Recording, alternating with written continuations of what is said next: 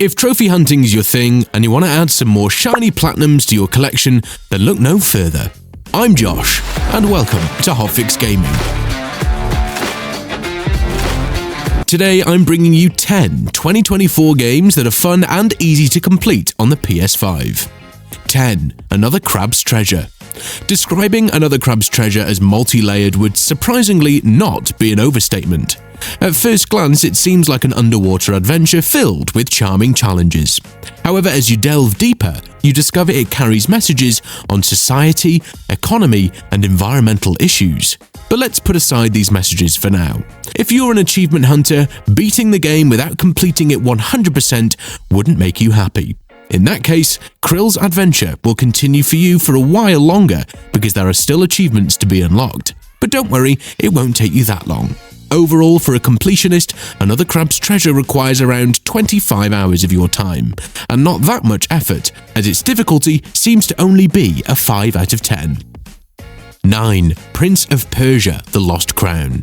An original story set in the Prince of Persia universe, you play as Sargon, one of Persia's legendary warrior defenders, in pursuit of a prince named Ghassan and his kidnappers who took him.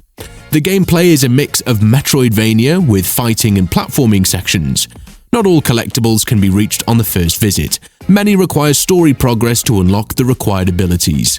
The trophies are pretty straightforward with no missables, and you can do everything on easy. There is free roam after the story, so you can do any remaining side quests, collectibles, and trophies. Overall, this should take between 25 and 30 hours. 8. The Plucky Squire.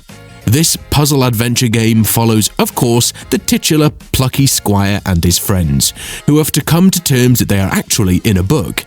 Combining 2D and 3D imagery and mechanics, this game is a must-have for both casual and hardcore players. A cute, short game that has the main protagonist deal with a villain by manipulating his own world, or in this case the book world. The game is about 8 to 10 hours long and takes place on book pages which you either navigate in 2D or manipulate from the outside in 3D. The trophies are nothing difficult and everything can be done in a single playthrough. But you must grab all collectibles in one playthrough, as the glitch birds don't count in Chapter Select, and the merchant that sells art scrolls and skill upgrades glitches out in Chapter Select. The game also requires players to finish it on Adventure Mode, which is the highest difficulty. But still, if you follow the online trophy guides, you'll be able to get your platinum in approximately 10 hours easily. 7. Helldivers 2. Helldivers 2 has taken the gaming world by storm, so unlocking all the trophies on offer and, more importantly, getting that all-important platinum has become a priority for many players. The good news is that the platinum for Helldivers 2 isn't that difficult in the grand scheme of video games. In fact, more than 7% of players have walked away with the accolade, so it's definitely obtainable even for those newcomers to the world of trophy hunting. There are 39 trophies to unlock in the game. This is made up of 24 bronze, 11 silver, 3 gold, and 1 platinum. To attain all of these trophies, players will need to do everything from completing missions and killing enemies, to upgrading their ships and even flopping like a ragdoll, which, let's be honest, sounds like a damn fun time. 6. Still Wakes the Deep. Imagine you're a North Sea oil rig worker named Kaz McCleary, and you're having the worst day on the job ever. Not only are you trapped on the Beera D rig during a storm, but there is also this bizarre alien thing on the loose, and it's desperate to catch you. If that caught your attention, then you'll definitely love Still Wakes the Deep. It's a first-person survival horror, and a linear story-driven one at that. You should have little problem unlocking most of the trophies with little effort during a single playthrough. But using a guide, you can easily do it all in a single run. If you'd rather steer clear of spoilers, it would probably be best to do one playthrough to enjoy and soak up the story, and a second to mop up anything you might have missed. But ultimately, it's up to you. It should be really easy to get that platinum and only 5 to 6 hours of your time. And if you're enjoying this video so far, make sure to let me know by hitting that like button. 5. Stellar Blade. Stellar Blade centers around Eve, an absolute badass who must fight against grotesque creatures called Naytiba and wrestle Earth away from destruction. As you progress through the game's story, you'll learn more about the Naytiba, Mother Sphere, and how Earth came to be in such poor shape, and about all the survivors residing in this decaying world. Stellar Blade is a completionist's dream. The game will see you scanning every inch of the map to take that platinum trophy home with you.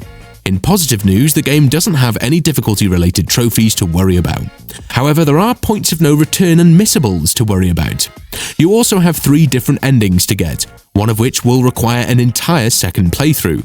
Thankfully, the game is pretty simple, can be played on the easiest difficulty, and there are guides aplenty to help you grab anything you might have missed. In the end, the Platinum Trophy Eve Protocol will be yours for the taking. 4. Tekken 8. It's pretty fitting that Tekken 8 belongs in here, as Tekken 7 is still one of the easiest fighting game Platinum trophies many players have gotten. The game picks up a few months after the end of the previous title and focuses on a different father and son clash between Jin and Kazuya. As you can expect with that family, things get pretty dicey. Overall, you're looking at a very easy path to Platinum. You can play Story Mode, The Dark Awakens in Easy Mode. While there isn't an easy option for Arcade Quest, it isn't all that difficult to begin with. Both of these modes will run you through roughly 2 hours each and will probably be where you get the bulk of the miscellaneous trophies. Other than those, you need to finish out the Super Ghost battles and the character episodes, which give more of the story. As for the online-only trophies, you need to win 1 ranked player and group match and then play 10 additional online matches that you don't have to win. This isn't a lengthy trophy list at all, and it can probably be knocked out in one 8-hour marathon. 3. Dragon Ball Sparking Zero. It's been a long while since the last game, but Dragon Ball Sparking Zero has arrived as a 4th installment to the Budokai Tenkaichi fighting games from the PS2 era. The series has been dormant until now. Most trophies are gained through individual character sagas, which can be done on the easiest difficulty across the board. However, some of these have extra conditions to unlock additional chapters needed for trophies that you must play on regular difficulty. You can easily eyeball the trophy list to determine which ones need higher difficulty. The story stuff is pretty quick and shouldn't take too much work. The most intensive trophy in the game is Connected Rivals, which requires players to play 100 online matches. These can be boosted in private matches if you have a friend with the game, which will likely be the quickest completion. Otherwise, this trophy is only for playing, so it doesn't matter if you win or lose. 2. Silent Hill 2 Remake. A remake of a PS2 classic, Silent Hill 2 offers new endings, new collectibles, and modernized gameplay.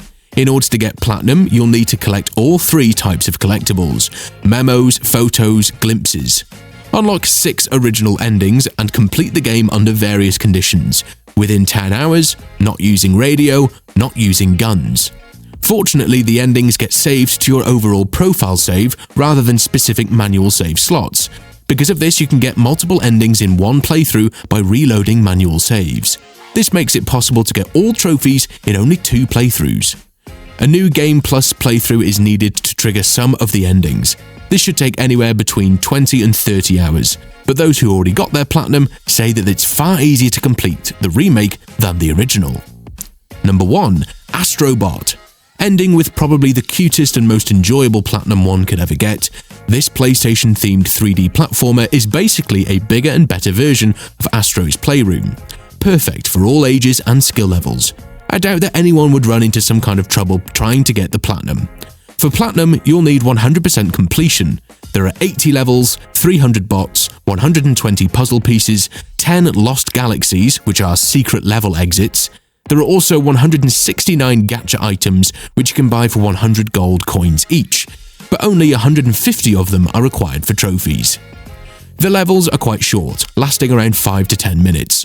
All collectibles are available from the first playthrough of each level, but you can always replay the levels as often as you like if you've missed anything.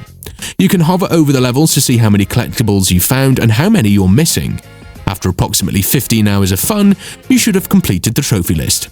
What other 2024 games have you enjoyed playing and getting the Platinum Trophy for?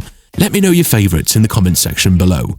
And if you enjoy gaming content and want more, be sure to check out the 2 videos linked on screen.